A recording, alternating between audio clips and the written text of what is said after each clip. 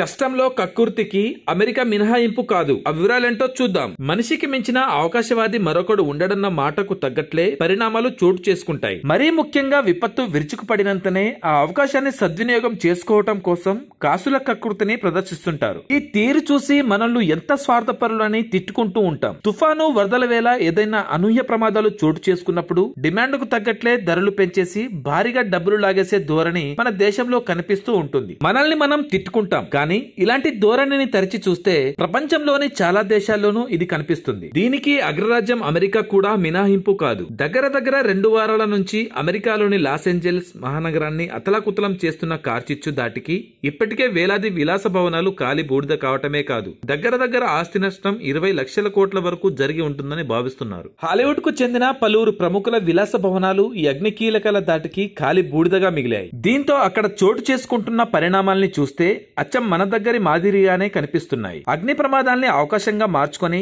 దొంగలు చెలరేగిపోతూ ఖరీదైన ఇళ్లలోకి వెళ్లి దోచేస్తున్నారు. కార్చిచ్చు ప్రభావానికి భయాందోళనలతో పలువురు ప్రముఖులు తమ ఇళ్లను ఖాళీ చేయడంతో దొంగలు పెద్ద ఎత్తున రెచ్చిపోతున్నారు. ఇక ఈ విపత్తును అవకాశంగా మార్చుకొని ఆన్లైన్ మోసాలు చేసేవారు తమ టాలెంట్ ను ప్రదర్శిస్తూ ప్రముఖుల పేరుతో దోచేస్తున్నారు. ఇదంతా ఒక ఎత్తు అయితే ఇప్పటికీ కార్చిచ్చు తీవ్రత ఒక కొలిక్కి రాకపోవడం తెలిసిందే. అంతకంతకు విస్తరిస్తున్న మంటల దాటికి ఇప్పటి వరకు 19,000 ఇళ్లు కాలిపోయాయి. మరిన్ని ఇళ్లు కూడా అగ్నికి ఆహుతి అవుతాయని అంచనా వేస్తున్నారు. ఈ నేపథ్యంలో ముందస్తు జాగ్రత్తలో భాగంగా తమ ఇళ్లను ఖాళీ చేస్తున్న వారు ఇప్పుడు అద్దె కోసం కొత్త ఇళ్ల వేటలో పడ్డారు. దీన్నో అవకాశంగా మార్చుకున్న ఇళ్ల యజమానులు తమ ఇంటి అద్దెల్ని భారీగా పెంచేస్తున్న వైనం ఇప్పుడు బయటకు వచ్చింది. బెల్ ఎయిర్ అనే ప్రాంతంలో 4 పడకల ఇంటికి $29,500 చెల్లించినట్లుగా స్థానిక పత్రికలు వెల్లడించాయి. ఇక్కడ ఉండే అద్దెలకు రెట్టింపు పెంచేసి వసూలు చేస్తున్నారు. ఇళ్లకి భారీగా డిమాండ్ పెరగడంతో డబ్బుల కోసం వెనకాడని పరిస్థితి. మరోవైపు అద్దెల్ని 10% మించి పెంచకూడదన్న చట్టాన్ని సైతం చాలా మంది ఉల్లంఘిస్తున్నట్లుగా పేర్కొంటున్నారు. ఇలా ఇష్టరాజ్యంగా అద్దెల్ని పెంచేసే వారిపై కంప్లైంట్ ఇవ్వాలని కాలిఫోర్నియా అటార్నీ ఆఫీసు అధికారులు పేర్కొంటున్నారు. ఇదంతా చూసినప్పుడు విపత్తు వేళ